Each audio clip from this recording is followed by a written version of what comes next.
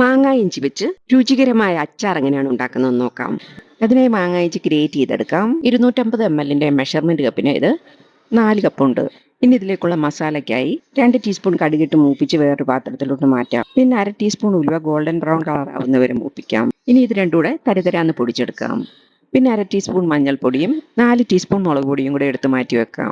2 വറ്റൽമുളക് മുറിച്ചതും 2 പച്ചമുളക് വട്ടത്തിൽ അരിഞ്ഞത് 10-20 അല്ലി വെളുത്തുള്ളി നടുക കീറിയതും എടുത്ത് മാറ്റി വെക്കാം. പാൻ അടുപ്പത്ത് വെച്ച് 1/4 കപ്പ് നല്ലെണ്ണ ഒഴിച്ച് ചൂടായി വരുമ്പോൾ 1 ടീസ്പൂൺ കടുകിട്ട് പൊട്ടിച്ച് ഇതിലേക്ക് എടുത്തു വെച്ചിരിക്കുന്ന വെളുത്തുള്ളിയും മുളകും കറിവേപ്പിലയും വഴറ്റി വെളുത്തുള്ളി ചെറുതായി കളർ മാറി വരുമ്പോൾ എടുത്തു വെച്ചിരിക്കുന്ന മുളക് പൊടിയും മഞ്ഞൾപ്പൊടി ഇട്ട് മൂപ്പിച്ച് ഇതിലേക്ക് ഇഞ്ചി ഗ്രേറ്റ് ചെയ്തതുകൂടി ഇട്ട് ഇഞ്ചി നന്നായി വഴണ്ടി വരുന്നവരെ ഇളക്കി കൊടുക്കാം. പിന്നെ ഇതിനാവശ്യത്തിനുള്ള ഉപ്പും അച്ചാറിന്റെ പുളിക്ക് ആവശ്യത്തിനുള്ള വിനാഗിരിയും കൂടെ ചേർക്കാം. ഇപ്പൊ 1/2 കപ്പ് ചേർക്കാം, വേണമെങ്കിൽ പിന്നെ ചേർക്കാം.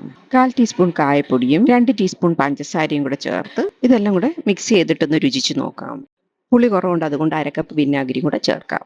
പിന്നെ അതിനനുസരിച്ചുള്ള ഉപ്പ് കൂടെ ചേർക്കാം. അവസാനമായി പൊടിച്ചു വെച്ചിരിക്കുന്ന ഉലുവയും കടുവും കൂടെ ഇട്ട് കൊടുക്കാം.